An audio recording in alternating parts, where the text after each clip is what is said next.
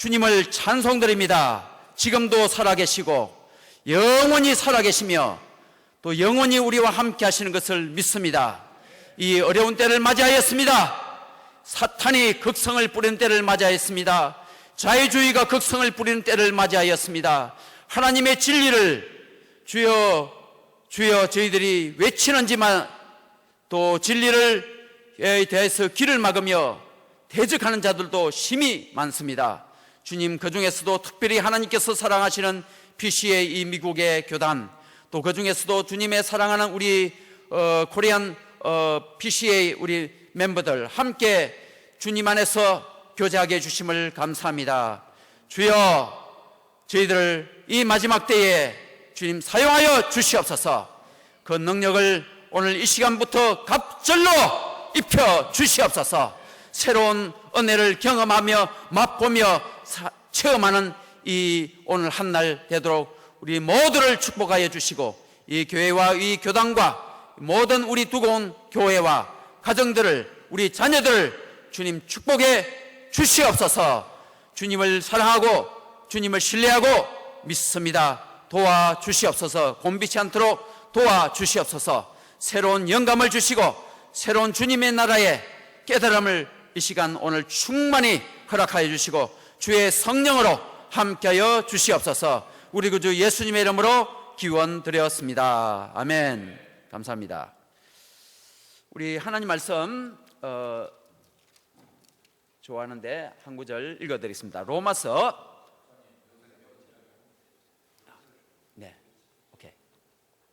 로마서 8장 읽어드리겠습니다.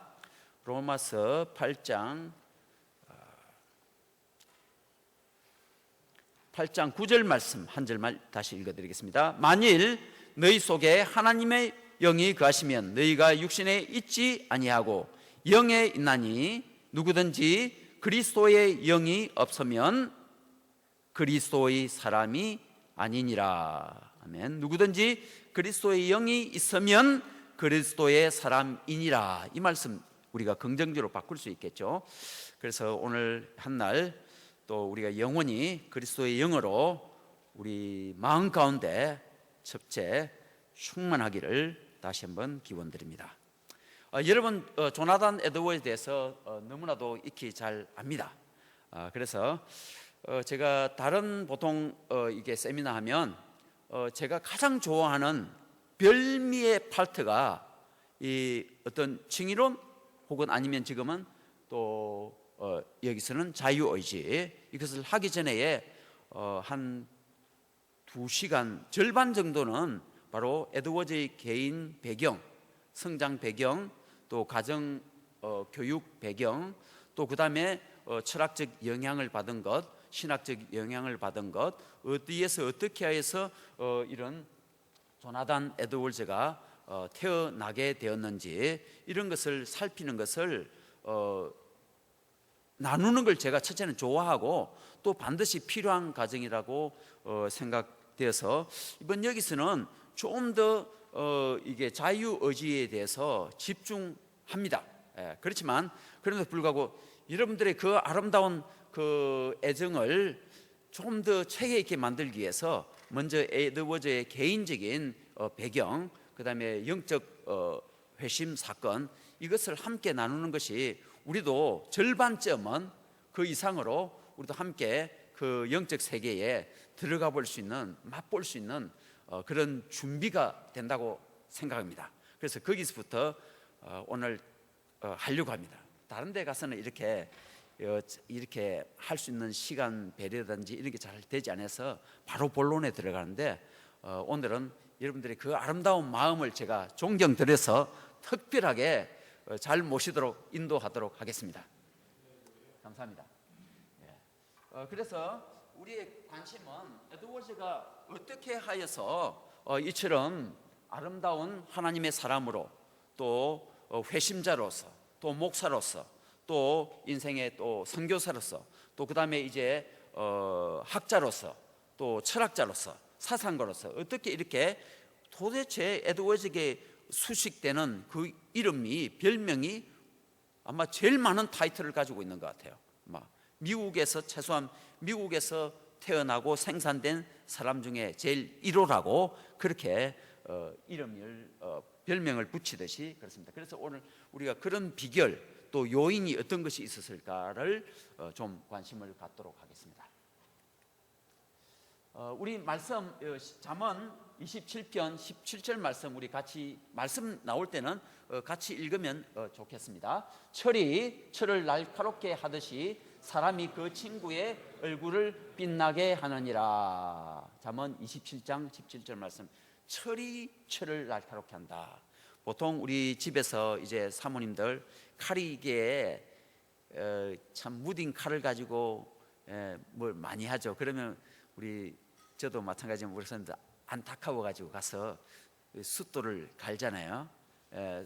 여러분들 숫돌을 가지만 저는 쇠를 가지고 쇠를 갑니다. 이렇게 가운데 이렇게 철이 있어서 그 사이를 통과시키면 역시 그렇게 했을 때 칼이 숫돌에 그냥 이렇게 하는 것보다 훨씬 더 날카롭게 갈리듯이 또 그렇게 되고, 또 이 철을 저의 그 어린 배경이 저는 정말 어렵고 또 힘들고 무악한 또 내지는 무식한 그런 가정 배경이 있습니다. 그래서 제 선친은 그 어렸을 때에 블랙스미스였어요. 대장장이. 대장장이. 참 아주 희귀한 그 제 선친의 그런 직업이 있었는데, 그래서 이게 저는 어릴 때에 이게 바람을 불어주어서 이렇게 단열을 넣어서 이렇게 새를 달구어 내잖아요. 그걸 어릴 때에 숱하게 많이 해줬어요. 저희 형들은 이제 책이 크고 하니까 아버지랑 같이 저기 그 모루라 그렇게 말하죠. 모루. 저희의 새를 달구어지면 형들은 아버지랑 같이 망치질을 하고 저는 바람을 불어 넣어주는 그런 역할을 했던 게 기억이 납니다.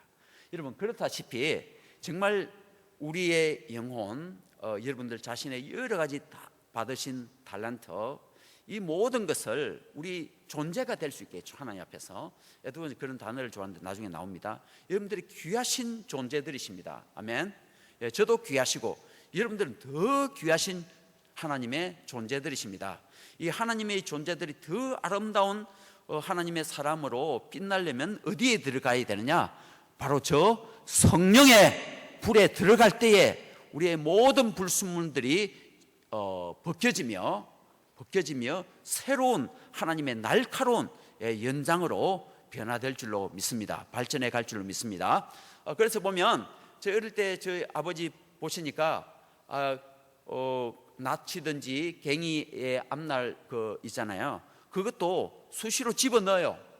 중고가 들어오잖아요. 그러면 그것을 무뎌진 것을 다시 불에 넣어서 다시 두들겨 줘요. 그럼 그게 새로운 더 새 것처럼 이렇게 되는 게 있잖아요. 그런 것처럼 우리 모두가 바로 저런 불에 들어가야 될 줄로 믿습니다. 첫째는 정말 진리의 말씀의 불 속에 들어가야 되고, 두 번째는 하나님의 성령의 불에 들어가야 되고, 세 번째는 진리의 불에 들어가야 될 줄로 믿습니다. 그래서 조나단 에드워즈가 중요하시게 하는 말이 있는데, infusion, 주입이라는 단어를 사용합니다. 특별한 에드워즈 어거스틴이 제일 먼저 쓰던 단어이고, 그 다음에 물론 칼빈도 받았습니다. 그 다음에 슈레틴이라든지 마스트레틴 이런 그 청교도 신학자들이 그런 단어를 쓰기는 했었는데요, 에드워즈도 물론 그 단어를 받아들입니다. 그래서 또 약간 새나가고 있네. 또 약간 반대하는 사람들은 그런 단어, 주입이라는 단어, 어떻게 성령의 은혜가 주입된다고 그렇게 표현하느냐, 그 단어는 중세 시대의 수도원적인 캐톨릭적인 그런 단어냐, 이렇게 말하는 사람도 있습니다만은 제 같은 사람 변증하기로 어거스틴이 제일 먼저 그 단어를 썼다. 그런 것을 경험했기 때문에 그렇다는 거죠. 아무튼 그래서 그 주입이라시는 하나님의 그 사역, 하나님의 활동, 하나님의 그 액트를 통하여서 특별히 두 가지를 말하는데, 하나님의 영과 하나님의 은혜가 우리에게 주입된다. 말로만 의롭다고 칭해 주시는 게 아니라 그것이 실제가 된다. 성령과 그 은혜가 우리에게 주입 들어오심으로, 인퓨즈잖아요. 녹아 들어오는 거잖아요. 퓨즈, 우리가 이게 사키트, 이게 서킷 브레이커 내리고 할 때고 다 원래는 옛날에 우리 그 나무로 된 그런 걸 우리 옛날에는 보면 기억나죠. 그런 걸 써요. 그럴 때는 오버 파워 되면은 끊어 녹아져 버리고 그렇듯이 그게 퓨전, 인퓨전 거예요. 녹아 들어간다는 거죠. 주입시키신다. 그런 것처럼 아무튼 저렇게 우리가 하나님의 영으로 우리가 들어가는 것이 아니고 하나님의 영이 항상 우리에게 임하시는 거예요. 그런 역사가 되어서 우리로 하여금 새로운 하나님의 사람으로 빚어주신다. 이것이 그래서 여기서 그래서 철을 날가르게 하는 걸로 다시 돌아가면요, 조나단 에드워즈 한 분이 마치 우리가 가진 무뎌져 있는 철을 연장을 다시 한번 에드워즈를 통해서 더 날카롭게 빚어지는 그런 시간이 되시기를 바랍니다. 자, 그 다음에 제가 방금 제 배경을 말씀드렸다시피 저희 집에 그런 집에 무슨 책이 있겠어요? 중학교를 졸업한 사람이 우리 집에 아무도 없었습니다. 제가 최초로 중학교를 졸업하고 고등학교를 졸업하고 이렇게 해야 돼요. 그런데 그 정도로 책을 읽지 않는 집안이고 책이 없는 집안이라는 그런 뜻이잖아요. 그런데 저희 집에 저 책이 있었어요. 갈매기 꿈. 제가 읽은 기억이 나거든요. 여러분 많이 읽어보셨죠? 아마 우리 후배들은 읽어보신 기억도 없으시겠지만 아마 저희 선배님 되신 분들 저 책을 거의 목사님들이시니까 대부분 다 읽어보셨을 거예요. 그럼 그냥 저게 제가 저걸 3년 전에 좀 발견했는데요, 저 제목이 한글로는 갈매기 꿈이잖아요. 원래 원제 제목이 저렇지 않습니다. 한번 보면요, 원제 제목이 조나단 리빙스톤 시퀄. 저 책의 이름이 저렇다는 거예요. 조나단 리빙스톤 시퀄. 조나단 리빙스톤 갈매기. 이게 저 책의 원제 제목이라는 거죠. 여러분 무슨 뜻인지 아시겠죠? 이제 조나단 에드워즈, 그 다음에 아프리칸 선교했던 영국 출신 데이비드 리빙스톤, 같은 그 갈매기 한 마리. 다른 많은 갈매기들은 저기 태평양 저기 어디쯤 보이죠? 캘리포니아 해변이잖아요. 저 작가가 원래 캘리포니아 그 해변가에 살았었고 어릴 때부터 이 14살 때부터 비행기를 타고 즐기는 그런 사람이었어요. 그리고 결국은 그래서 그가 US 네이비, 거기에 바닷가에서 주로 비행기를 타고 하는 그런 미 해군 비행사 조종사도 하시고 그런 분이셨어요. 그래서 아무튼 저 사람은 나는 비행기라면 모든 걸 다 하고 결국은 비행기에서 추락해서 돌아가셨어요. 그렇게 비행하는 것에 미쳐있던 그런 분이신데 어느 한날은 이제 저 작품이 지어질 때에 많은 날면서 그 태평양에 있는 갈매기들을 보면서 두 가지의 갈매기 있더라는 거죠. 하나의 부류는 낮게 날면서 이제 그 바닷가에 가면 수영장도 있고 그랬잖아요. 그러면 거기 데크에 이렇게 있고 그 데크 위에는 뭐 시푸드 레스토랑도 있고 하면 거기 갈매기들이 그 주변에를 그 냄새 때문에 그 쓰레기 통 위에를 올라가서 주워 먹으려고 애쓰고. 근데 저 한 마리의 조나단 리빙스톤 갈매기는 자기를 이렇게 높이를 날고 점프를 하고 하는 그것을 즐기는 삶을 살더라. 많은 사람들이 그냥 먹고 사는 자기 배를 채우는 데에 혈안돼 있는데 저 한 마리의 갈매기는 창공을 날았어.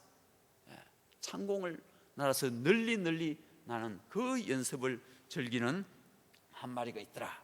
그래서 저 모습을 보았을 때에 많은 일반인들은 저렇게 살지만 조나단 에드워즈와 데이비드 리빙스톤은 그 세상을 초연한 그런 삶을, 원대한 희망과 또 인류의 복지를 위해서 선한 일들을 위하여서 창공을 나는 삶과 같은 저런 삶을 살더라라는 것을 발견하게 되었더라 그것입니다.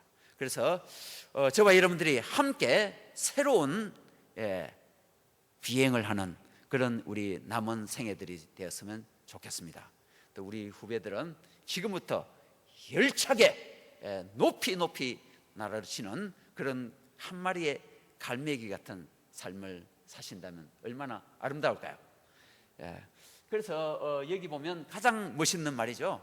가장 높이 나는 공중에 나는 새가 가장 멀리까지도 볼 수 있다. The birds that fly the highest see the farthest. 이런 거죠. 이 말이 제일 유명한 말이죠.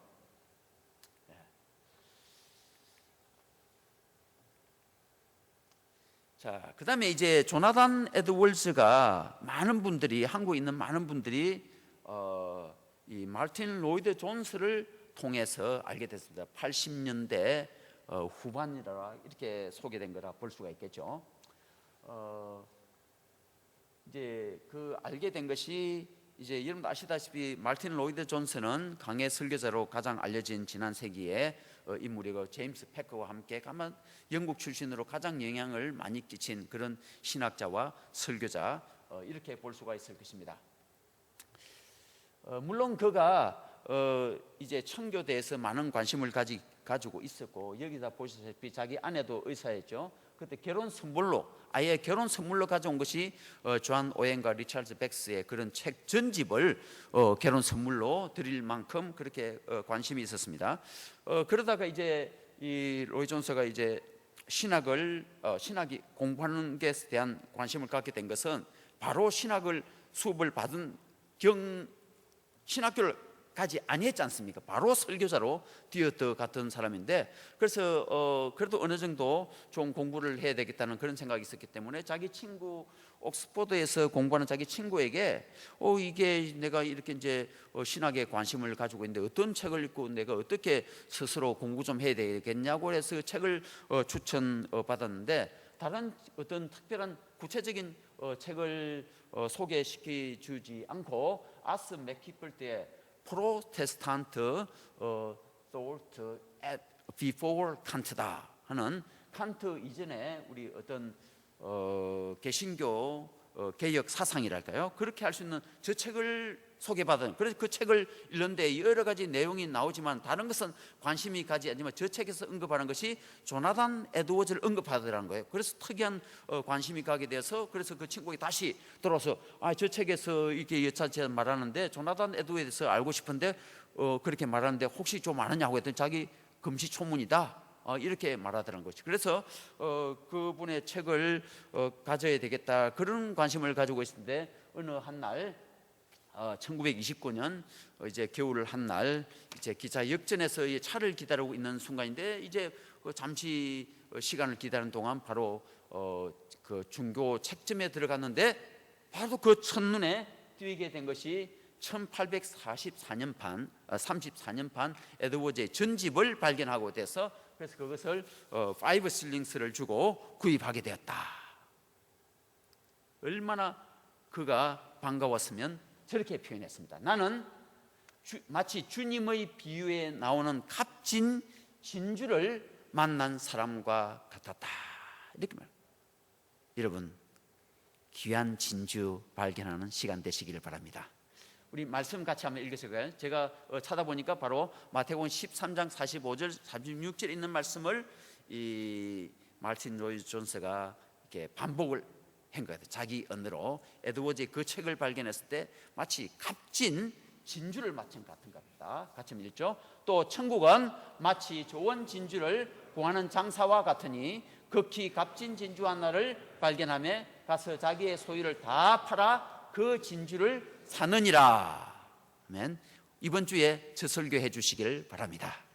간단합니다. 고민하실 거 없어요. 지금 앉아서 다음 주는 무슨 설교할까 이 말씀을 여러분 많이 적용을 오늘 이 시간은 저와 여러분이 이 에드워즈를 만나고 에드워즈의 작품을 읽고 공부하는 이 시간이 값진 진주를 찾은 것 같은 이 느낌이 감동이 막 쓰나미같이 몰려오기를 바랍니다.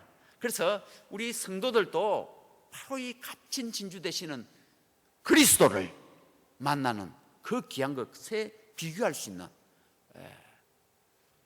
잠언에도 많이 나오잖아요. 찾고 금을 찾고 은을 찾고 찾듯이 나를 찾으라, 이런 말씀처럼 많이 있던 것처럼 주님을 찾는다는 거, 우리 장로교 이제 나중에 나오겠지만요, 자유의지에서 나오겠지만, 장로교 이 칼빈주의 전통 이거 잘못 물려받아가지고 잘못 오해를 했어요. 하이퍼 칼빈에 푹 빠져서 손 놓고 있으려래. 찾을 노력을 안 해. 결론부터 말씀드리면 에드워즈는 엄청 찾으라는 거예요. 구하라는 거예요. 노력하라는 거예요. 그것이 우리의 할 일이더라. 우리 자유의지 있지만 그 자유의지를 가지고 찾는 자유의지를 가지라. 구하는 것, 그런 것이 됐으면 좋겠습니다.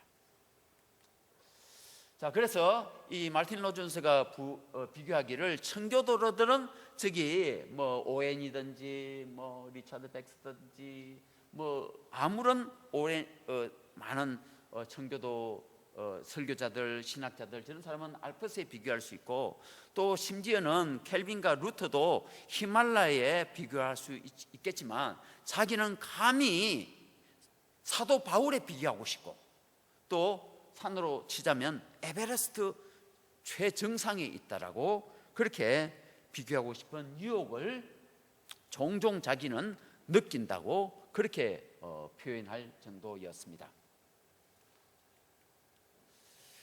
자, 이 동판 하나는 이 조나단 에드워즈가 23년간 목회하시고 쫓겨났던 교회에 가면 지금도 예배당 저 앉으신 오른쪽 그 창편에 보면 저것이 있는데, 저렇게 다른 말씀이 있지 않고 저 말씀이다. 아마 주 예배당은 거의 5번째 예배당인데요. 그 동판에 보면 저 말씀이 기록되어 있습니다. 같이 한번 읽죠. 그의 입에는 진리의 법이 있었고 그의 입술에는 불의함이 없었으며 그가 화평함과 정직함으로 나와 동행하며 많은 사람을 돌이켜 죄악에서 떠나게 하였느니라. 정말 그의 입에는 진리의 법이 있었다. 입술에는 불의함이 없었다. 화평과 정직함으로 나갔다. 그래서 많은 사람들을 죄악에서 돌이키겠다. 그 교회에서의 부흥과 또 뉴잉글랜드 전체에, 미국 전체에 부흥을 가지고 오게 했고, 또 그 다음에 1차 대각성이 이렇고, 이제 1차 대각성 이후에 또 에드워즈의 자기의 직접적인 후손들, 외손자들을, 아들들을 통해서, 손자들을 통해서 제2의 부흥 대각성이 오게 하였고, 그들이 또 나가서 이제 선교사들이 그 스튜던트 발런티어 미션 이런 게 시작이 되고, 근소덤이 5 그 윌리엄스 칼리지에 그게 5명의 대학생들이 선교에 헌신하게 되고, 또 그런 선교에 헌신한 사람들이 결국은 우리나라의 선교사들로 들어오시게 되었더라. 그러니까 사실은 엄격히 따지고 보면 우리나라의 선교의 열정과 부흥에 대한 사모하는 그런 마음들, 평양 또 원산의 대부흥 1903년, 1907년의 그런 일들이 바로 참 조나단 에드워즈의 거대한 영적인 유산들에 의해서 이루어졌다라고 그렇게 이제 볼 수 있는 차원에서, 그래서 끝에 말씀이 많은 사람들을 돌이켜 죄악에서 떠나게 하였다, 그런 말씀. 우리의 현재의 사역을 통해서 많은 사람들이 죄에서 떠나는 사역이 저와 여러분의 사역에서 일어나기를 바랍니다. 이런 일이 그때만 있었는 일이 아니고 저희들 통하여서도 지금도 적게 크게 일어나고 있습니다. 우리 목사님들이요, 실망하거나 좌절하지 마시기를 바랍니다. 하나님이 저와 여러분들 사용하고 계시며, 최소한은 준비하고 계시든지 작게 역사하고 계시든지, 그것이 본물로 크게 터져 나와서 큰 내를 이루며 홍수로 이룰 줄로 믿습니다. 자, 이제 본격 들어가서 조나단 에드워즈가 어떻게 그런 회심하는 자리에 들어가게 됐는지 이 어떤 가정 속에서 자라났는지를 한번 살펴보도록 하겠습니다. 그래서 역시 조나단 에드워즈는 영국 출신, 특별히 정조부 할아버지 리차드 에드워즈, 그 다음에 이제 이 할드포드로 이제 그 리차드 제일 정조부 할아버지는 목사님이셨대요. 런던에서 목회하셨고, 그렇지만 그 이후의 행적들은 알려지지 않았지만 그 다음에 아들 윌리엄 에드워즈가 이제 그 리차드 에드워즈로부터 이제 태어나잖아요. 태어난 그 사모님은 이제 목사님 먼저 돌아가시고 그 사모님이 다른 제임스 여기 뭐 아실 필요 없지만 제임스 콜스라는 분하고 재혼을 해서 이제 미국으로 이민 오게 되었다. 그게 1645년 거의 뭐 400년 전입니다. 미국도 역사가 꽤나 되죠.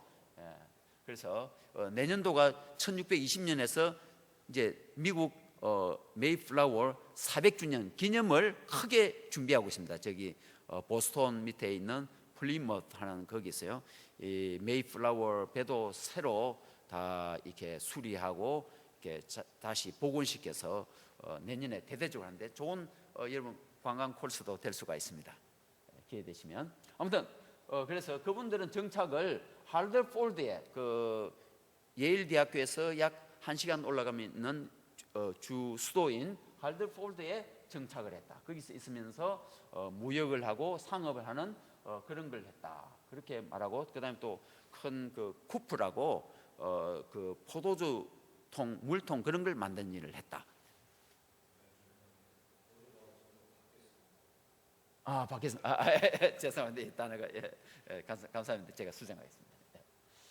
그다음에 이제 또 이제 에드워즈의 친 할아버지 되겠죠. 네, 바로 친 할아버지 되시는 이제 그 리차드 에드워즈가 이제 독자로 태어나서 이제 좋은 그 부모님들로부터 아주 부유한 생활을 하게 되고, 우리 자랑스럽게 그가 어린 나이에 어떤 교회를 다녔다고요?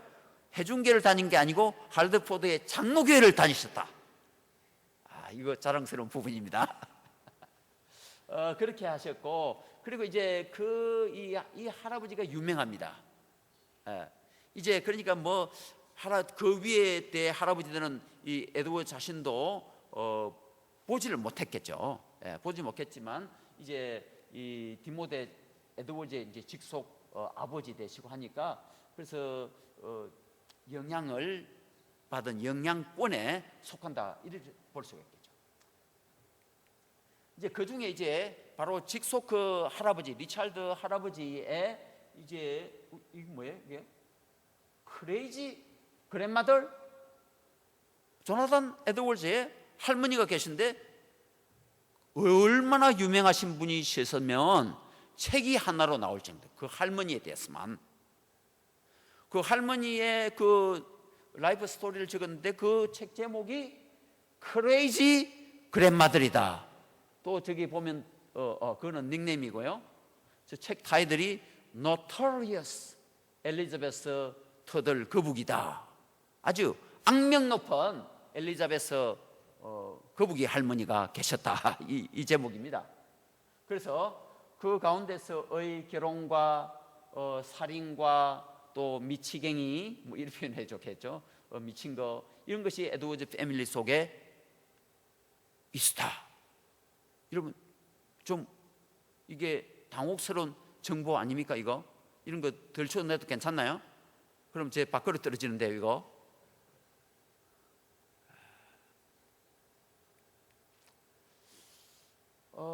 그래서 이 그 에드워즈의 할아버지가 1667년에 결혼을 하는데, 바로 이 할더폴드의 부유한 집안의 딸이었다고 합니다. 엘리자베스 터들이라고.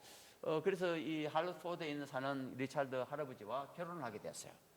근데 결혼 딱 지나는데 보니까 벌써 결혼 전에 이미 임신을 해서 결혼식을 올리게 되었다라는 것을 알게 되고, 이제는 그 딸 메리가 태어났는데 할 수 없이 친정으로 보내서 키우게 되는 그런 일이 있었습니다.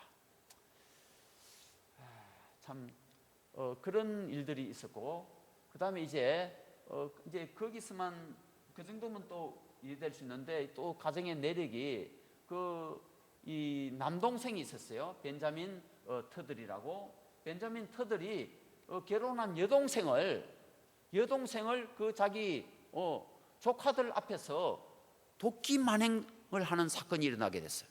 그래서 벤자민 터들이 그 당시에도 법원에서 법정에서 형을 받아서는 교수형을 당했어요.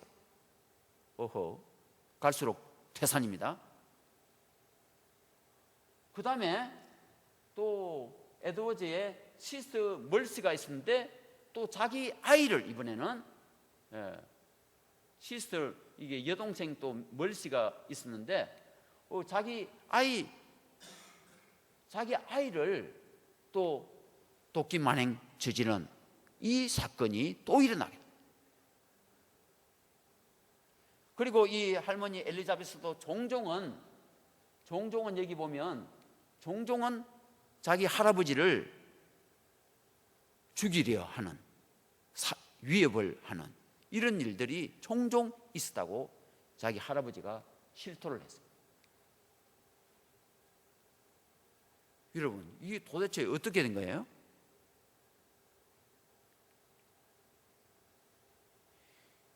저런 집안에서, 물론 이제 그 사이에서 그래도 이 할아버지가 인내를 많이 하셨어요. 그래서 마지막 결국에는 이제 먼저 첫 아이로 태어난 사람이 바로 에드워즈의 아버지, 그들의 친아들, 첫 아이로 태어난 아이가 디몰드 에드워즈 바로 직속 아들, 아버지. 그랬고 그 이후에 할 수 없이 이혼 신청을 했어요. 그 당시 청교도 시대에 이혼이 허락되질 않았습니다. 그렇지만 수년 후에 다시 신청하여서 이혼 허락을 받았다라고 합니다. 이렇게 그 에드워즈의 그 할아버지, 할머니 이 어려운 삶을 살았던 것은 사실인 것 같습니다. 경제적으로는 부유했지만요. 여러분, 의아스러운 거, 저는 의아스러운 거, 물론 이제 조나단은 자기 아버지 디모데에게 그런 좋은 교육을 받아서 뒤에 나오겠지만요, 그런 게 될 수 있지만, 그러면 에드워즈의 아버지 디모데는 그 할아버지 리차드에게 또 그 엄마 엘리자베스에게 계속 성장을 받았거든요. 그런데 어떻게 하여서 디모데 같은 그 아버지가, 조나단의 아버지가 나올 수 있었냐? 이게 너무나도 의아스럽고 좀 에드워즈 공부를 하고 싶지 않게 만드는 그런 요인이 될 수가 있습니다. 아무튼 좀 더 보면요, 그래서 이제 이것은 할아버지가 돌아가셨을 때에 아버지 디모데가 조사로 남긴 글입니다. 물론 여기 앞에서 보면 그 할아버지는 할폴드 장로교회에 아주 충성스럽게 신실하신 크리스찬이라는 것을 이 글을 통해서 보서 우리가 추측할 수 있습니다. 저의 아버지는 우리의 거룩한 종교와 신앙과 하나님의 존재에 대한 근본적인 교리들을 온전히 분명히 믿으셨고 이해하셨습니다. 하나님을 자신의 신앙과 선택의 대상으로 삼으셨으며 그분을 사랑 가운데 받아들이며 즐거워하셨습니다. 삼위일체와 하나님의 영원한 아들의 성육신 및 우리의 복되신 구속주 예수 그리스도의 신성, 그 신격에 대한 위대한 신비스러운 교리들을 믿으셨습니다. 그리고 성경이 하나님의 신성한 원저자의 것이며 우리의 삶과 믿음과 삶의 대원칙과 지침이 되도록 지정되신 것을 믿으셨습니다. 그리고 하나님이 그러하심을 믿으셨으며 하나님 앞에서 하나님을 경외하시는 것 같았습니다. 자기 아버지에 대해서 이 정도 그 아들이, 아버지가 돌아가셨을 때, 물론 이제 성인 아들이 이제 아버지에 대해서 이렇게 신앙을 했는데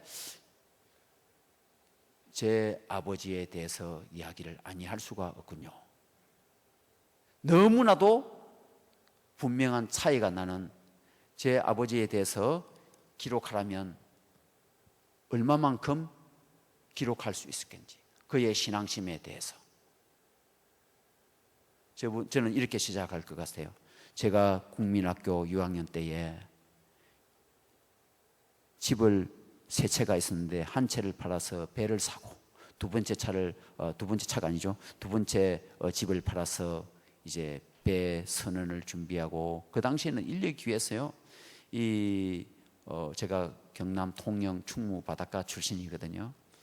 예. 그래서 68세에 배 사업을 시작하셨어요. 다른 사람들이 다 잘 된다 하니까 그렇게 배 사업을 늦게 시작하셔서, 그러니까 그 당시에 이 배 사업이 쉽지가 않았어요. 그래서 1년 만에 집 세 채를 다 팔아 먹어 버렸어요. 이런 것부터 시작하고 싶어요.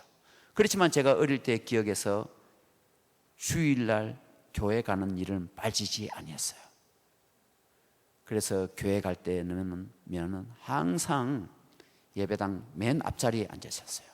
그리고 예배당 갈 때에는 그냥 가시는 게 아니고 특별한 도포를 입으셨어요. 그리고 또 그냥 가시는 게 아니어서 특별한 모자를 쓰고 가시는 거예요. 멸류관을 쓰고, 당신은 천국에 가고 싶다고 멸류관을 쓰고 예배당에 항상 다녔어요.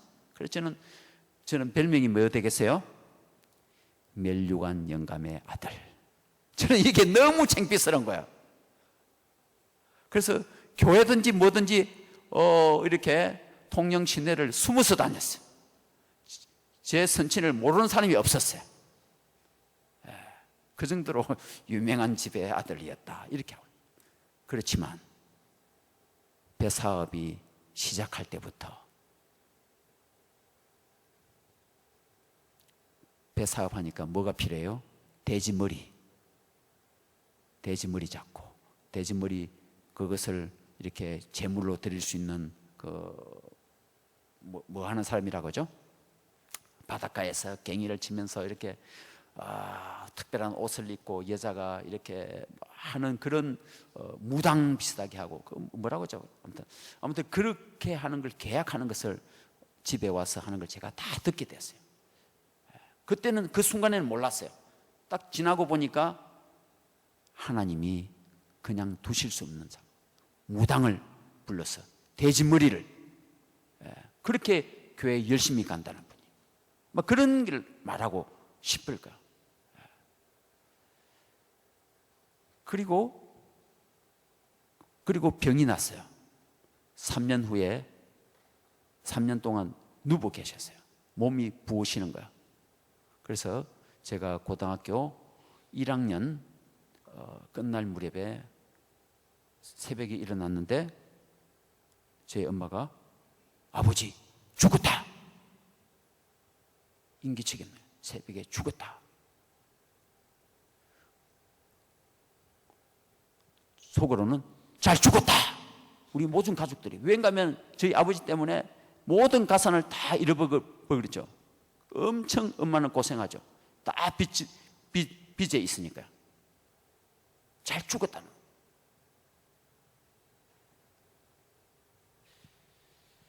그랬는데 딱 저녁 시간이 됐어요.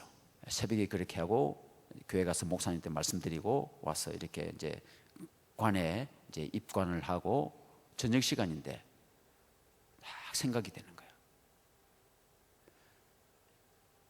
그렇게 원망스러운 아버지인데 그 아버지가 갑자기 제게 고마운 분으로 느껴지는 거예요. 저 아버지가 돌아가시면서부터 빚을 엄청 남겨놨고 있는 집까지도 저당이 잡히게 만들었고, 알거지로 완전 만들었고 플러스 빚을 남기셨는데,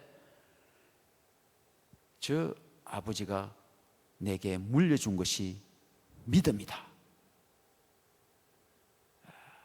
믿음을 내게 물려주셨다. 그걸 생각하고서는 제가 그때부터 눈물을 중단할 수가 없어요. 제가 이틀 3일을 내내 울었어요. 저희 엄마는 눈물 한 방울 안 흘렸어요. 저만 우는 거예요.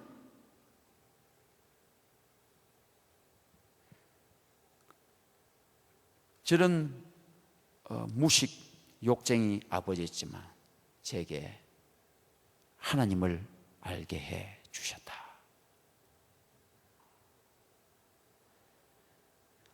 아마 이 에드워즈의 할아버지는 저의 아버지보다 1000배 만배 좋은 영향력을 끼쳐주시는 저런 신앙의, 그 아버지가 저런 신앙의 고백을 하고 계신 분이시다. 그것도 또한 참 훌륭하신 모범 되신 장로교의 신앙이셨다. 이런 것이 참 저 가정 속에 남아 있었다는 것입니다. 그렇기 때문에 조나단 에드워즈가 나올 수가 있었다. 저는 다른 어떤 것으로도 표현할 수 없는 것이 바로 저기에 있다.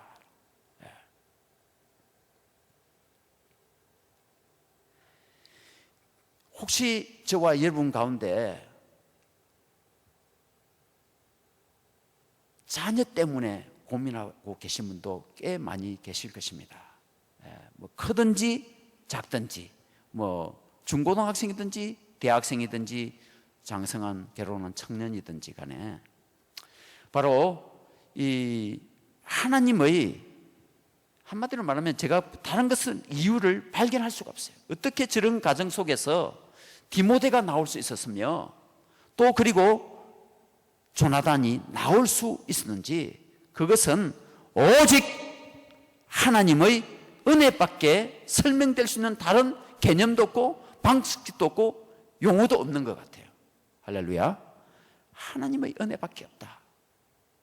여러분, 조금도 염려하지 마시기 바랍니다. 하나님이 저와 여러분의 자녀를 책임지실 것을 믿습니다. 저희 가정에 제 선친만 그랬을까요? 제 자신이 우리 아이들에게 좋은 영향력을 끼쳐 주어서 우리보다 훌륭한 자녀들이 나온다는 것, 이거 기대하는 것은 너무나도 힘든 일이고 어떻게 우리 자신들을 생각하면 절망스러운 일들이라고 저는 그렇게 생각합니다.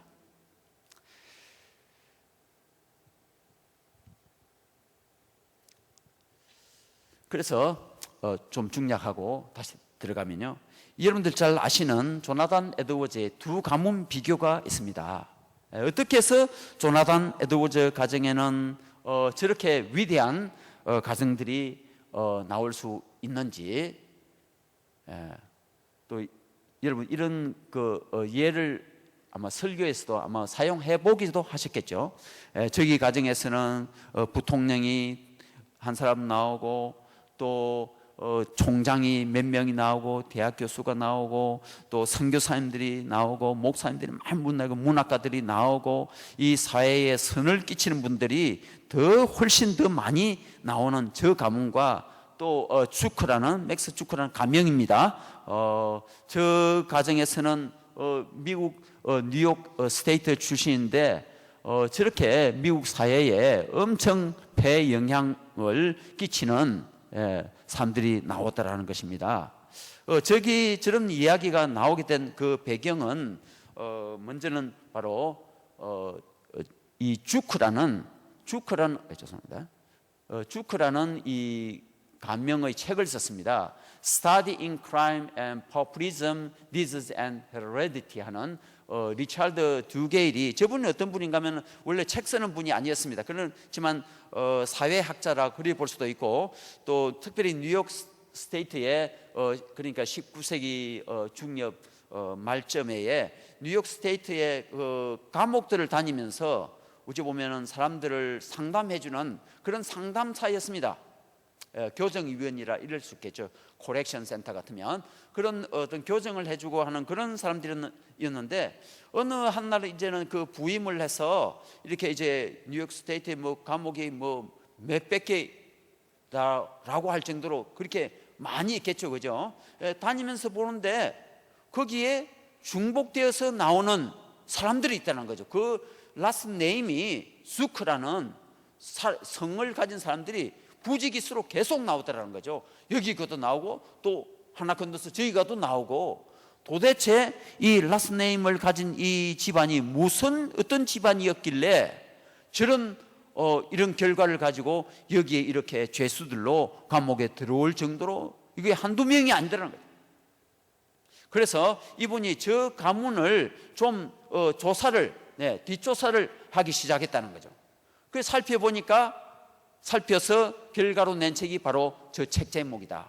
그래서 저 가정 속에 있는 범죄와 어떤 가난과 또 어떤 질병과, 저거는 어떤 정신적인 질병을 질환 이런 것을 말하겠죠. 그 다음에 어떤 것을 헤레디티 물려받았는지, 유산이 되어 이렇게 내려왔는지, 어떤 내력, 이력, 그런 것이 저 가정에 있었는지를 살펴보는 글을 썼어요.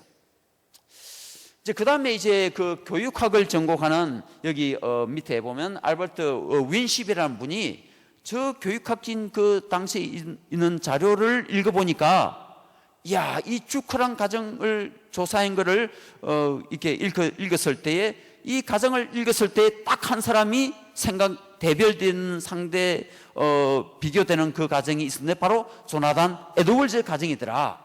그래서 조나단 에드워즈를 흔히 유명한 가정을 잘 알고 있기 때문에 너무나도 쉽게 비교를 할 수 있더라. 그래서 비교한 책이 바로 주크 앤 에드워즈 Study in Education and Heredity. 제목도 비슷하죠. 저렇게 쓰게 됐다.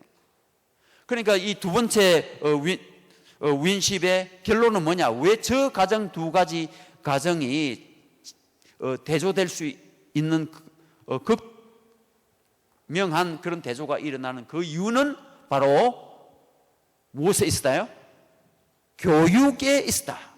이 조나단 에드워즈 가정에서는 교육을 정말 잘 시키는 교육에 중점을 두는 그런 가정이었고, 그렇지 않은 그 화란 출신 가정인데, 죄송합니다. 화란 출신 가정인데 그 가정에서는 그 방치된 교육을 시키지 않는 그런 가정이었다. 그러니까 그 역사적으로 18세기 초에부터 에드워즈 시대부터 이 뉴저지 북부 지역, 그 다음에 뉴욕에서 여러분 아시잖아요. 뉴욕이 원래는 이 화란 군이 점령하고 있지만 이 영국 군에게 전쟁을 통해서 뺏기게 되면서 자 뉴저지 저 산악 지역 또 뉴욕 그 위쪽 지역으로 몰려가게 됩니다. 그러면서 거기에 많은 어려운 사람들, 노예로 전락되면서 이렇게 어려운 아주 불황아들이 아주 많은, 술 주전 것들이 많고요. 그런 가정, 사실은 그런 가정에서 또 부흥이 일어나기도 했었습니다. 아무튼 그런 이 대조되는 그 가정이 있었더라, 그런 것입니다. 그래서 이런 것을 보면 바로 이런 말씀이 생각이 난다는 거죠. 그래서 저런 그 가정은 마치 이스라엘의 속담처럼 정말 아비가 포도를 먹는다고 자녀의 이가 시냐, 그럴 수 없느니라. 그 말씀 구약에서는 정말 이에는 이로 하는, 하나님께서 적극적으로 우리의 조상들의 죄로 말미암아 후손들이 저주를 받는다 하는 이런, 물론 축복도 있지만요, 그런 것에, 그런 논리 때문에 우리가 과거에 뭐 저주의 사슬을 끊으라 뭐 이런 거 한국에 한창 많이 유행했었죠. 이제 그런 것이라고 할 수 있느냐 이야기죠. 그런 것은 아니다, 우리가 성경적으로. 그래서 이 말씀 같이 한번 읽으면서 이 부분 결론을 내리겠습니다. 여호와의 말씀이니라. 보라, 날이 이르르니 내가 이스라엘 집과 유대 집에 새 언약을 맺으리라. 너희의 장래에 소망이 있을 것이라. 너희 자녀가 자기들의 지경으로 돌아오리라. 여호와의 말씀이니라.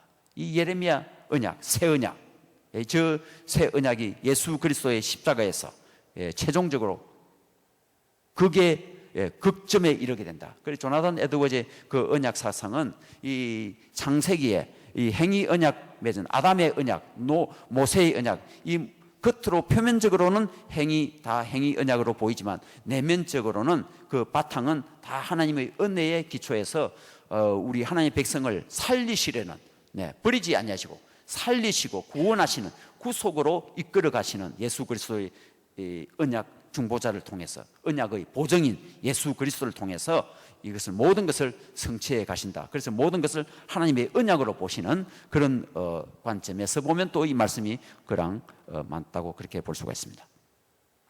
자, 이렇게 이 조나단 에드워즈의 배경이 이렇게 되었습니다. 그래서 1700 간단히 약사를 보면 1703년에 태어나게 됩니다. 이스트 윈저.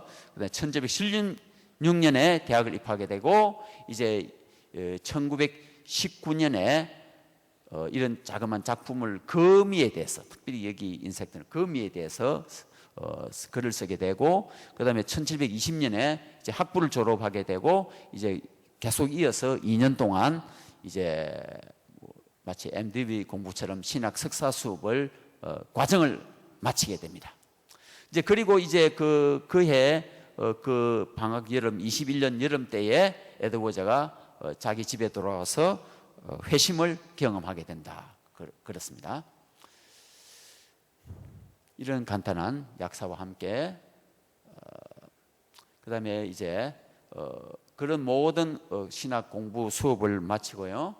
이제 노뎀톤 교회라고 자기 외할아버지 솔로몬 스톨달트가 목회하시는 그 교회에 조사로 부임하게 되고, 이제 그 다음 해에 결혼을 안수받고 결혼을 하게 되고, 이제 할아버지께서 갑자기 소천하심으로 해서 그 목회를 물러받게 됐습니다. 이것을 세습으로 해석하는 사람도 있습니다. 김아묵의 아들 보면. 그래서 자기의 세습을 합리화시키는 걸 인터뷰를 제가 봤어요. 그래서 그걸 보고 절대 저 사람은 자기 그때 세습 안 한다 했어요. 그런 게도 있지만 자기는 안 한다 했지만은 저는 그 인터뷰 그때 보고 3년 4년 전인데 저 사람 틀림없이 하겠구나. 나중에 이야기하겠습니다. 아무튼 그 다음에 이제 23년간 목회하고 그 교회에서 230대 23으로 그 교회에서 해임을 당하게 되었습니다. 그리고 마지막 이제 약 6년 동안을 스탁브리지에 있는 인디안 교회의 선교 목사로 있는데, 그때에 자기는 가장 행복했노라 라고 대답은 말은 하지 아니했지만, 이 마이크 켈러라고, 누구 아들이죠? 팀 켈러. 여러분 PC에 자랑스럽죠? 그 마이크 켈러 아들이 작년에 조나단 에드워즈 논문으로 박사학위를 했어요. 그래서 그 아버지가 원래는 조나단 에드워즈에게 가장 많은 영향을 받았습니다. 아무튼 이 마이크가 어떤 논문을 썼는가 하면 에드워즈 컴퓨터를 사용해 가지고 에드워즈의 모든 설교문을 다 집어넣었어요. 다 집어넣어서 단어 분석을 했어요. 그래서 단어 분석을 보니까 아주 부드러운 단어들, 해피한 단어들을 언제 가장 많이 썼느냐, 그때가 바로 이 인디안 선교 시절에 그 설교 원고들 분석하니까 가장 해피한 단어들이 나오더라. 그 말은 자신도 해피하더라. 말 속에 시가 있듯이 우리가 또 이제 그 조나단 에드워즈가 부흥을 경험했을 때가 언젠가면요, 약 1735년 목회지에 가서 이제 약 한 5년째, 6년째 됐을 때에 그때의 그 단어들을 분석하니까 어떤 게 많은 거면 구원에 관한 단어들이 많더라. 예수 그리스도의 구속 사역에 대한 게 많이 있더라. 무슨 결론이죠? 영혼들이 구원을 체험하려면 그리스도의 구원 메시지를 많이 들어야 구원에 이르게 된다. 그 말씀도 되겠습니다.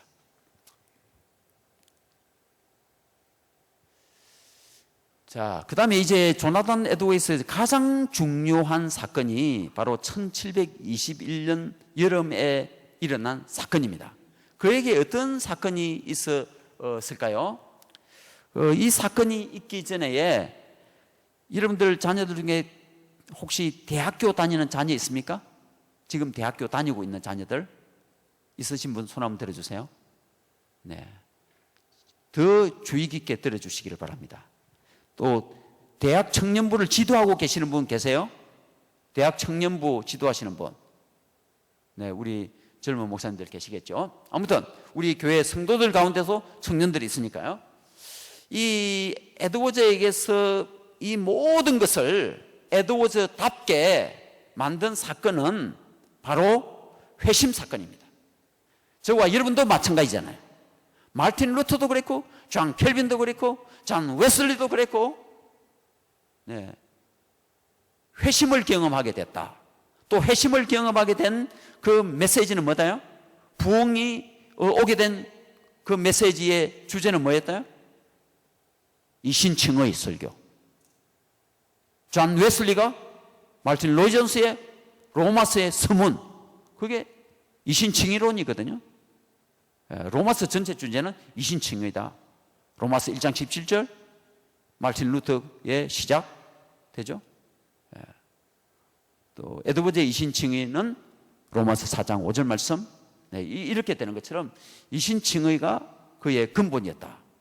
그리고 이제 바로 그런 것을 그 메시지를 경험하는 사건이 바로 에드워즈의 회심 사건이었다, 그 말씀이 되겠습니다.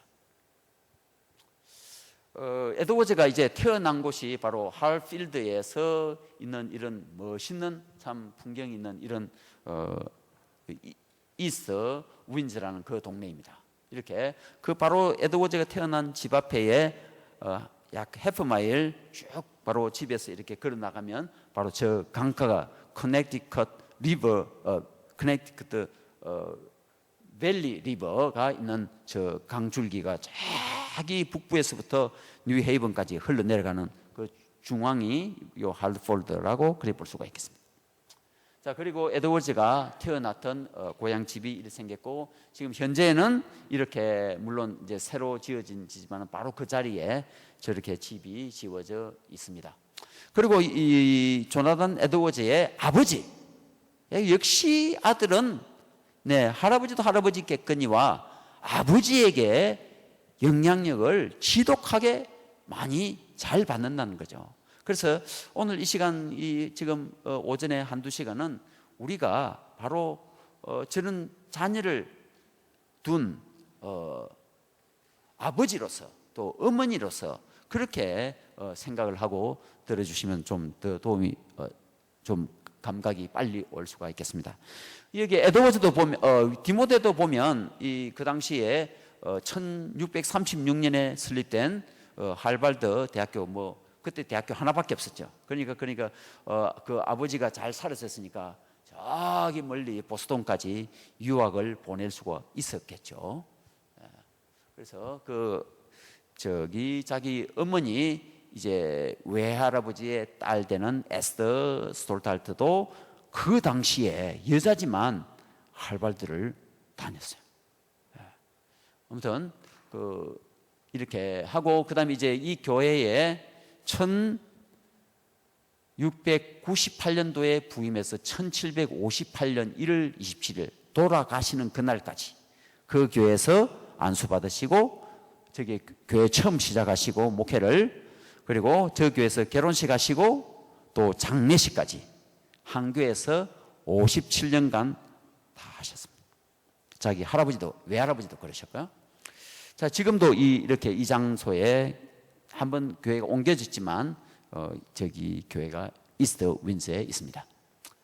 자, 그리고 이제 그런 에드워즈가 자기 아버지 교회에서 다닐 때에 약 10살 때도 자기가 그런 어떤 신앙 체험이 있었습니다. 그리고 이제 또 그게 있었고, 에드워즈가 1721년에 이제 약 18세, 19세 그때에 또 새로운 경험을 하게 되는데, 여기는 어디일 것 같아요? 많이 뛰놀았던 곳, 예일 대학교가 있는 그 지역입니다.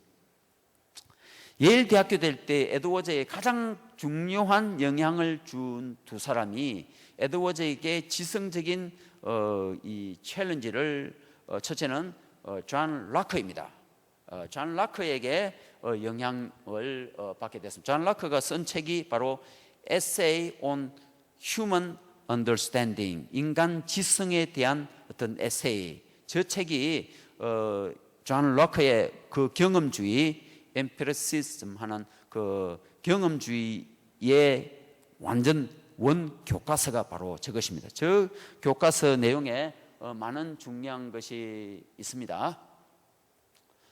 보면 제가 따온 건데, 여기 보면 여러 가지 이제 그 존 락커가 한마디로 말하면은 인간에게는 그 내추럴 five natural or five 혹은 common senses 있다. 그래, 5가지 인간의 그 오감,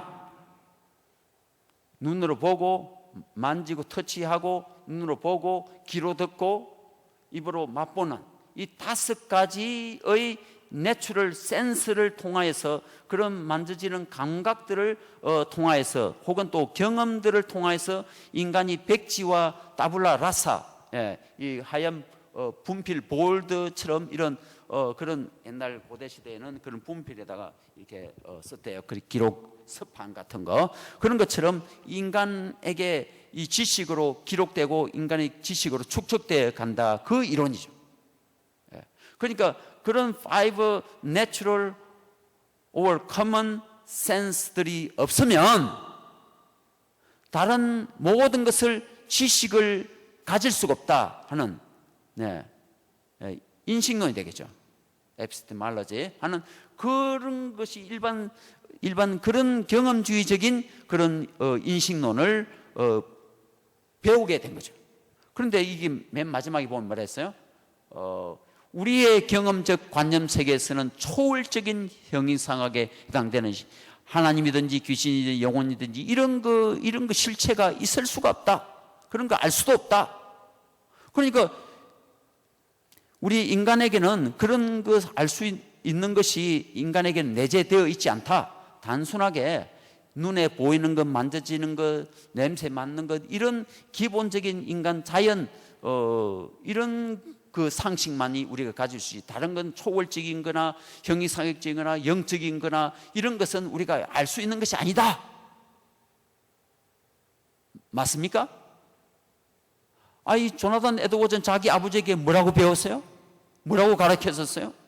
하나님은 우리가 다른 인간의 지식으로도 알 수 없지만 하나님은 영적인 감화와 영적인 은혜와 영적인 영감과 영적인 계시로 우리가 하나님을 믿고 하나님을 알 수가 있다라고 아버지에게 배웠는데, 그리고 또 자기가 어렸을 때 10살 때에 영적 체험을 하고 아버지 교회에 부흥했을 때 그 어린 아이도 영적 부흥의 한 체험자이면서 하루에 5차례 기도를 하고 자기 친구들과 함께 저 뒤 언덕에 기도의 움막을 만들고 기도하던 그런 체험한 아이인데 3년 후에 더 성수가에서 대학교에 비록 13세에 1710년에 대학교를 들어가게 됐지만 그 첫해에 2학년 때에 바로 저 라크의 저 책을 읽었다. 얼마나 헷갈리는 이야기를 듣게 되었을까요? 저기서 굉장히 제가 추정하는 바는 굉장히 부정적인 영향력을 받게 되었다. 그래서 여러분 자유의지 책 읽으셨지만 물론 이제 그런 지식적인 인간의 의지 문제에 대해서 상당히 많은 일반적인 개념 정리를 논할 때 존 라크가 많이 인용되고 이용되긴 하죠. 그렇지만 하나님을 믿고 이해하고 사랑하고 하는 이 문제에 있어서는 헷갈리는 부정적인 도전을 받게 되었다. 저는 그렇게 보는 것입니다. 그 다음에 이제 아이작 뉴턴에게 영향을 받게 돼요. 아니, 아이작 뉴턴이 뭐 하는 사람이에요? 만류인력. 편안하게 사과나무 밑에 누워서 오수를 즐기다가 사과가 하나가 풍 콧방망이에 콧방망이 아니지 입에 떨어져서 사과를 맛있겠다, 그죠?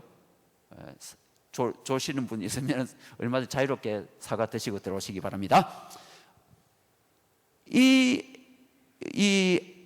아이작 뉴턴이 여러 가지 중요한 굉장히 긍정적인 에드워즈에게 영향을 줬어요. 그래서 저분 때문에 에드워즈가 굉장히 과학적인 이 자연과학적인 이 신학 공부, 철학 공부를 하게 됐다. 그렇게 볼 수 있습니다. 그래서 조나단 에드워즈 하나님이 인간에게 받은 2가지 책이 있대요. 그 책이 뭘까요? 하나는 성경하고 하나는 칼발튼 신문이었을까요? 아니요. 에드워즈는 말해요. 이제 하나님께서 우리 인간에게 이 2가지 날개를 줬는데 2가지 책을 줬는데 첫째 책은 하나님 말씀 성경이고 그 다음에 하나의 책은 자연책을 주셨다. The Book of Nature 주셨다. 그래. 바로 그렇게 말할 후기에 그렇게 말할 것처럼 또 두 날개도 주셨대요. 그 두 날개 운동하는 그거 말고요. 그 사랑과 사랑과 그 열매라는 그 책에 보면 하나님께서 우리 천국을 어떻게 가느냐, 한 날개로는 천국 못 간다 이렇게 말했어요. 날개 두 개가 있는데 하나는 믿음의 날개, 또 하나는 뭘까요? 에드워즈에게 모든 덕과 모든 우리 인간의 아름다운 것에 총체되는 하나의 덕목이 또 뭘까요? 사랑. 멋있지 않습니까? 믿음과 사랑의 날개짓으로 우리가 천국을 간다. 사랑이 없는 믿음은 죽은 믿음이다. 이렇게 그 말이 되는 거죠. 행함이 없는 믿음은 죽음이다. 이런 것처럼 모든 믿음에, 그것은 뭐 예수님의 메시지하고 같지 않습니까? 그죠? 가장 중요한 계명, 덕목이 뭐냐? 사랑이다. 할렐루야. 하나님 사랑인 거다. 그 다음에 두 번째는 무슨 사랑이다? 아내 사랑이다. 할렐루야. 이 두 가지 사랑이 있어야 돼. 천국 갑니다. 아내를 버린 자는 천국 못 갑니다. 믿습니다. 이런 것처럼 믿음과 사랑의 날개짓으로 천국을 간다. 우리 사모님들이 되게 좋아하시네요, 오늘요. 잘 오셨어요. 역시 감각이 있으신 분들이시요. 네, 사모님들. 자, 아이작 뉴턴이 중요한 몇 가지를 했는데 또 첫째 이 과학적인 공로를 한 게 빛에 대한 발견이었어요. 그래서 이 망원경 이런 것을 조사해서 별들을 관찰하고 우주를 관찰하고 하는 그런 것을, 그리고 빛에 대해서 또 이게 굉장한 연구를 많이 했다. 네. 그 다음에 두 번째는 이 수학 공식들 이런 걸 만들고, 그 다음에 이제 또 중요한 그런 수학을 많이 해서는 이 세상에 있는 모든 그 철학이든지 모든 이런 것들을 이 숫자로 다 계산할 수 있다. 수학적 공식으로 다 설명이 가능하다. 숫자로 계산할 수 있다. 이런 것을 또 했다고요. 그 다음에 또 이 중요한 이 아톰을 발견했다는 거예요. 물론 아톰이 고대에서도 이제 계속되어 연구되어 왔던 바지만, 그러니까 이 세상에 있는 이 모든 존재들, 세상에 있는 모든 이 만져지는 존재들, 눈에 보이는 이 존재들, 이것이 분석하고 쪼개고 쪼개면 그것이 바로 원자로 되어 있다는 거죠. 그게 그 당시에 고대에서도 저 때도 이름이 그것이 바로 아톰이다. 우리 한국 표현으로 그다음에 아톰이다. 이렇게 발견을 하고 저런 이 물질을 분석하는 그런 것을 해 나갔다는 거죠. 이 공교롭게도 재미있게도 존 라크도 마찬가지지만 이 신학적인 글도 썼어요. 뭐 정치에 대한 그 글도 많이 썼지 않습니까? 이렇듯이 특별히 아이작 뉴턴은 삼위일체에 대해서 글을 썼어요. 물론 이제 단일 신론적인 삼위가 아니지만은 어떤 그런 우리가 지금 읽으면 단일 신론적인 그런 경향을 보이는 약간은 다소 이단적인 그런 신론의 글을 쓰지만 아무튼 그런 신학적인 글도 쓰던 사람들이다. 그러면 성경을 얼마나 연구했냐 이 이야기가 되는 거죠. 그 당시 이제 뭐 500년, 450년 뭐 이렇게 400년 전의 인물들이니까 그렇겠지만 성경이 과학 연구의 기초였다. 약간은 이제 이렇게 우리의 이런 부분에 대한 에드워즈도 그런 부분에 속하지만 굉장히 인문학적인 어프로치가 일어나고 있습니다. 저런 사람에 대해서도. 그래서 여러분 이제 우리 여기서 이제 조나단 에드워즈가 피터 힉스의 이론 아시죠? 모든 것을 쪼개더니 2013년도에 저게 발표됐나요? 하여튼 한 10여 년 전에 저 이론이 발표가 됐지 않습니까? 피터 힉스라는 영국 과학자가 모든 것을 다시 아톰을 쪼개듯이 이렇게 그 아이작 뉴턴의 이론을 다시 재점검하는 그런 게, 모든 어떤 보이는 물체들을 쪼개었을 때에 보이지 않는 입자로 되어 있더라. 그래서 그것을 신의 입자다 이렇게 한다는. 그래서 그 입자를 이번에는 아톰이라 부르지 않냐고 힉스라 부른다. 그 과학자 주도적인 그 7명의 그 과학 노벨상을 받았죠.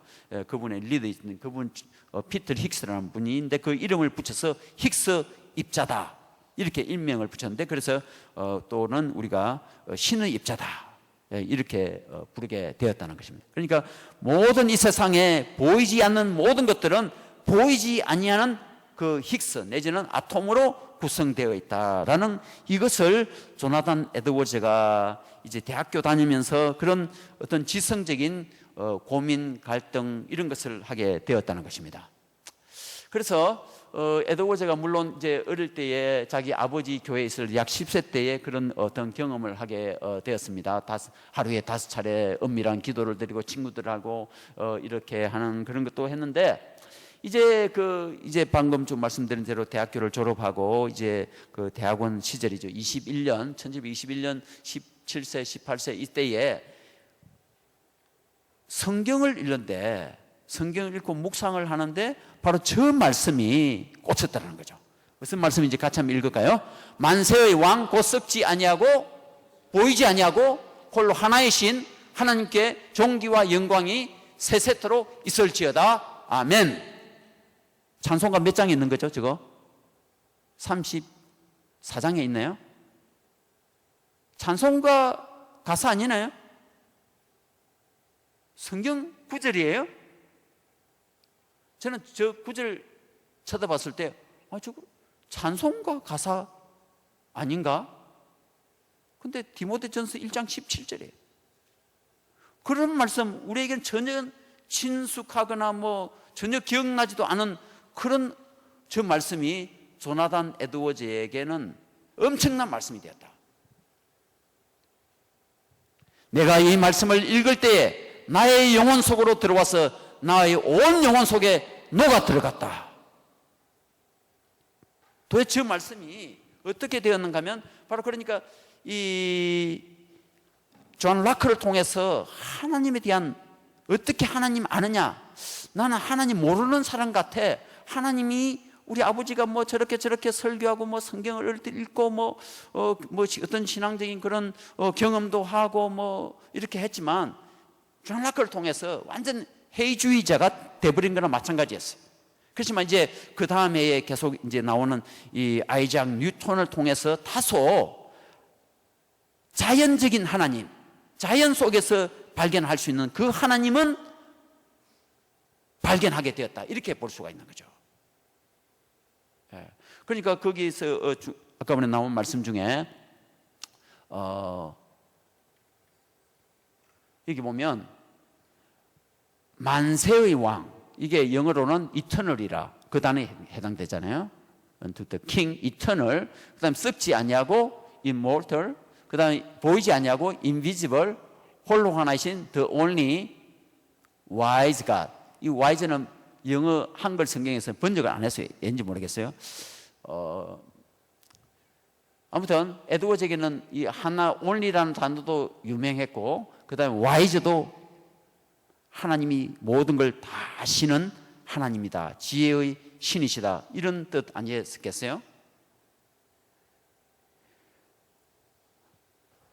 특별히 조나단 에드워즈, 이 하나님은 영원 전부터 계셨고 영원까지 계시며 영원한 존재이시다, 이것을 많이 이 아이작 뉴턴을 통해서, 그 다음에 썩지 아니한다, 썩지 아니하시는 존재이시다 하나님이. 맞습니까? 하나님이 보이지 아니한다. 맞습니까? 하나님 보여요? 하나님을 알만한 것이 모든 자연 속에 물론 있죠. 그다음에 홀로 하나이시다. 저기에서 가장 중요한 것이 저는 두 가지 생각하는데 아이작 뉴턴에 있어서 첫째는 아톰 보이지 않는 거잖아요. 그래서 이 아이작 뉴턴은 결론을 내리지 못했어요. 그 아톰은 그러면 어디로서 나온 거냐, 무엇이냐라고 했을 때, 그래서 에드워즈는 그런 질문을 한 거죠. 그것이 무엇이냐? 그럼 거기서 어디서 나왔느냐? 언제 생겼느냐? 영원 전부터, 만세 전부터 영원히 계시는, 보이지 아니하시는 홀로이신 하나님께로부터 나온 것이다. 이 세상에 있는 보이지 않는 그런 자연 물체까지도 하나님으로부터 나온 것이다. 그리고 에드워즈는 바로 그분이 하나님이시다. 창조주 여호와 하나님이시다. 할렐루야. 그렇습니까? 이 모든 것이, 이것이 하나님은 아니지만 하나님이 모든 그 속에 하나님이 운행하시고 계시며, 수면 위에 창조 때에 공허할 때, 그 formless, 아무것도 없을 때에 하나님께서 형상을, 하나님의 말씀으로 형상을 이루어 가시는 하나님, 성령이 수면 위에 운행하시더라. 그 영이 아담 속에 들어오게 하시고 생명이 되게 하시고 리빙 소울이 되게 하시고 리빙 비잉이 되게 하시고 살아있는 존재로 나가게 하시고 움직이게 하시고 활동하게 살아있게 만드시고, 바로 그 하나님이 조나단 에드워즈에게 저 말씀을 읽을 때에 저 말씀이, 영의 말씀이 성령께서 조나단 에드워즈 저 말씀과 함께 푹 들어와 버렸다. 할렐루야. 아담에게 하나님께서 그 호흡을, 루아를 불어넣으신 것처럼 조나단 에드워즈 저 말씀과 함께 불어넣어짐, 성령께서 들어오시게 됩니다.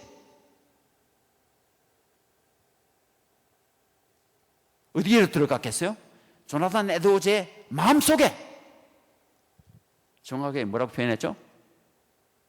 나의 온 영혼 속에. 마음이라고 안 했어요. 온 영혼 속이라 그랬어요. 영혼이 뭐죠? 보이지 않는 하나님의 백성의 존재들, 사람의 존재들 아니겠습니까?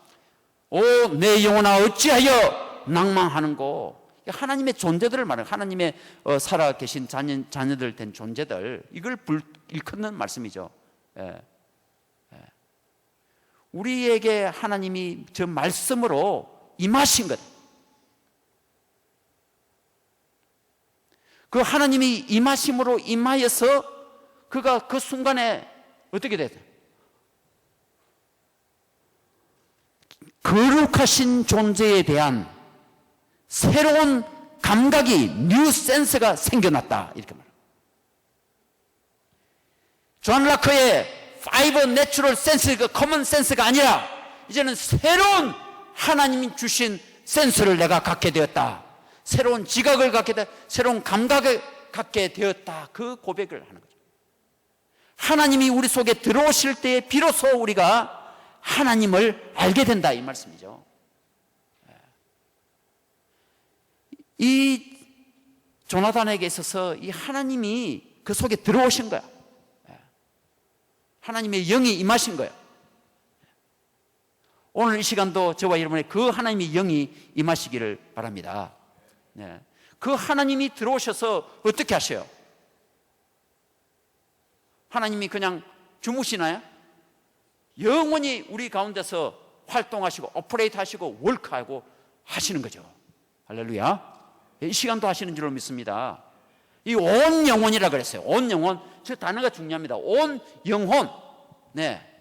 다른 데로가 아니고, 우리 사모의 영혼이 아니고 바로 나의 영혼 속에 하나님이 들어오십니다. 나의 영혼 속에 들어오시기를 기뻐하십니다. 바로 여기에 조나단 에드워의 위대한 부분이 있습니다. 우리의 말씀 읽음이, 공부함이, 사역함이 다른 사람을 위한 거 하면 외식이 되는 거예요. 먼저 나의 영혼에 유익이 돼야 돼요. 내 영혼에 회심이 일어나야 돼요. 내 영혼에 하나님에 대한 깨달음이 있을 때에 이것이 하나님의 영원한 에너지가 되는 것입니다. 에드워즈는 성령을 얻을 때는 에너지라고 그렇게 아주 한 번 표현했어요. 정말 하나님의 빛이 우리 가운데 내재되으신 거예요. 보이지 않는 하나님의 그 빛이 우리에게 임하십니다. 바로 이 하나님의 영이 우리 온 영혼에, 온몸에 충만히 계신 줄로 믿습니다. 그래서 우리가 손을 뻗쳐서 안수하시잖아요. 왜요? 우리 하나님의 그리스도의 영이 우리에게 충만하여서 온몸에 충만하기 때문에 이 손 끝까지도 우리의 눈빛 속에서도, 우리의 생각 속에서도, 우리의 동작 속에서도 성령님께서 우리 가운데 내주에 계신 줄로 믿습니다. 그렇기 때문에 우리 손으로 얼마나 아름다운 일을 할 수가 있어요. 이 눈빛으로 얼마나 아름다운 미소를 던질 수가 있어요. 우리의 생각으로, 우리의 사고로 얼마나 아름다운 생각을 할 수가 있겠습니까? 저는 바로 이것을, 저 글을 읽을 때 정말 하나님에 대한 새로운 감각이 생깁니다. 그리고 또한 조나단 에드워즈가 이게 지나가면 또 뭐가 생겼다 했어요?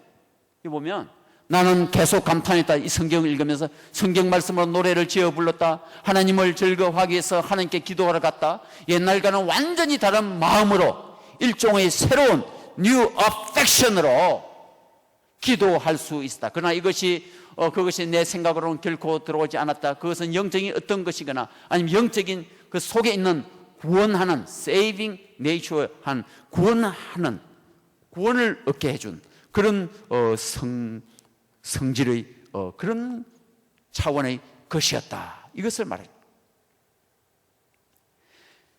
이 하나님의 성령이 이 조나단 에드워즈에게 들어왔을 때에 그는 이제는 완전히 성령에 사로잡힌 바 되었노라. 사도 바울의 고백이 고백대로 움직여진 거예요.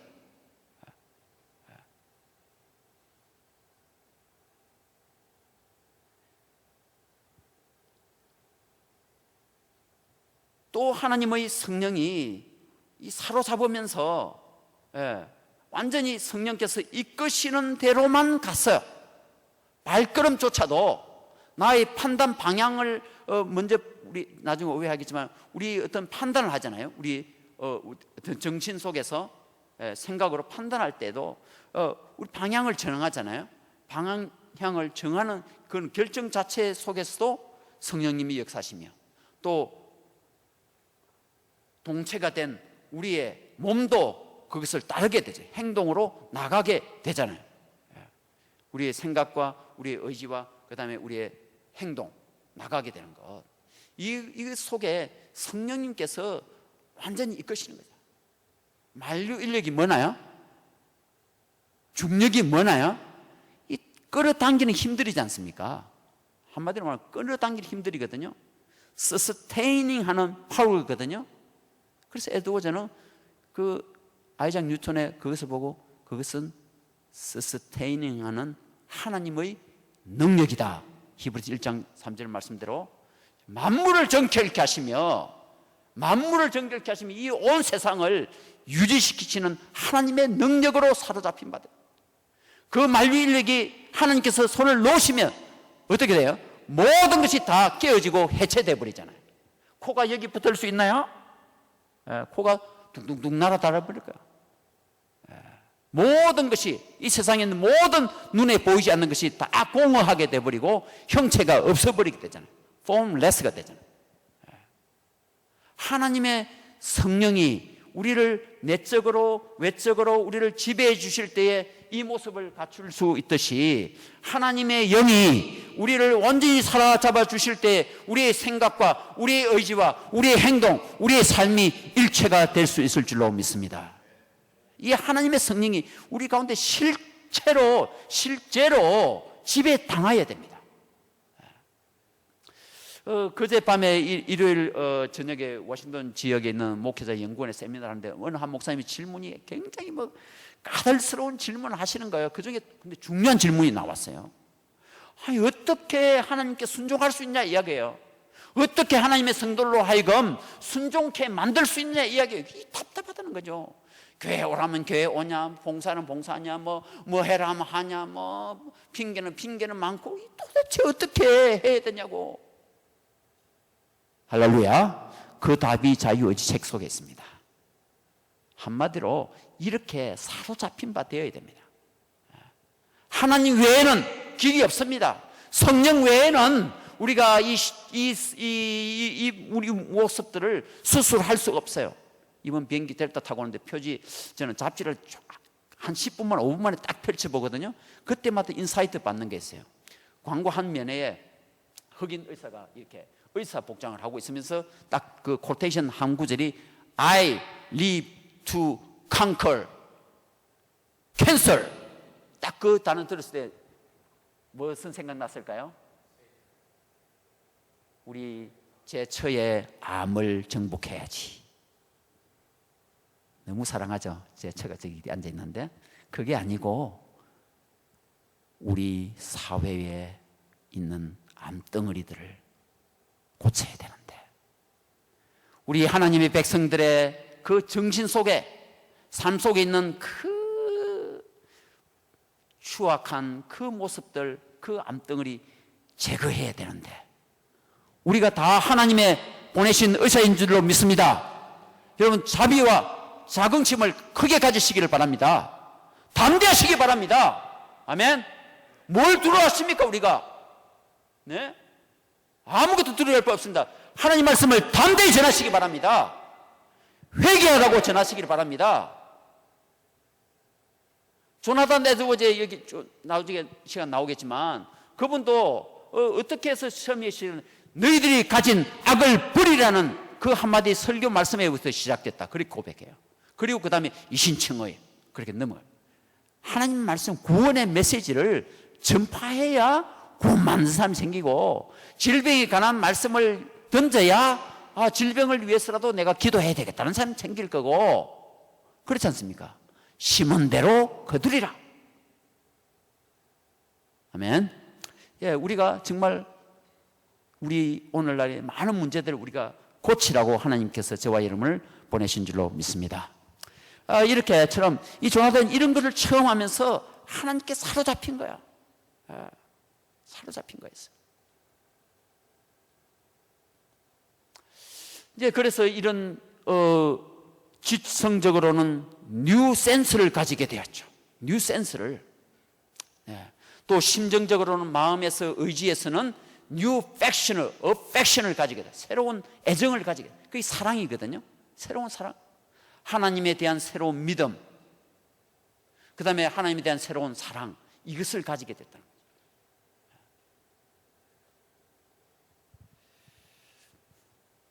자, 그래서 죄송한데 이제는 어떻게 사는지를 이렇게 나는 지금부터 하나님의 영광과 내 자신의 성과 유익과 즐거움을 위해서라면 가장 중요하다고 생각되느냐면 무엇인지 때를 가지 않고 행하기로 결심하면 나의 의무요 전 인류의 성과 유익을 위한 것이라면 가장 중요한 일이라면 무엇이든지 하기로 결심합니다. 무슨 어떤 어려운 일을 만날지라도 또 그 어려움이 아무리 많고 아무리 클지라도 그 의무를 행하기로 결심합니다. 하나님의 영광이 되는 일이 아니라면 내 영혼에 있었던 내 육체에 있었던 크든 작든 고난이든 아니든 어떤 것이든지 할 수만 있으면 피하고 결단치 않기로 합니다. 작은 시간이라도 할 수 있으면 가장 유익하게 쓰도록 노력합니다. 에드워즈가 70가지 결심문 중에서 시간에 관련된 거 엄청 많이 말합니다.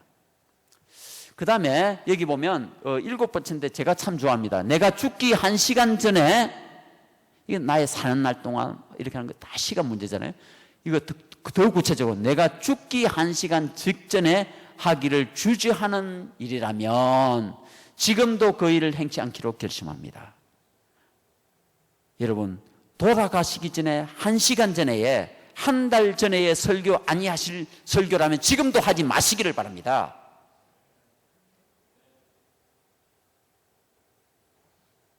저는 저는 상당히 많이 적용합니다. 제가 글 쓰고 연구하는 것도 에드워 중에도 뭐 1000가지, 10,000가지 할 수 있는 글 쓰는 거, 책을 쓰는 게 있지만 내가 죽기 1시간 전에도 붙들고 있을 그 주제가 아니라면 저는 손대지 아니합니다. 그래서 자유의지. 그래서 이번에 이신칭의 세 번째 지금 프로젝트는 요한계시록하고 종말론. 예. 여러분 꼭 주제, 방향 그런 것 참고됐으면 좋겠습니다. 자, 그러면 이 시간 피곤하셨죠? 15분간 휴식 후에 다시 만나도록 하겠습니다. 감사합니다.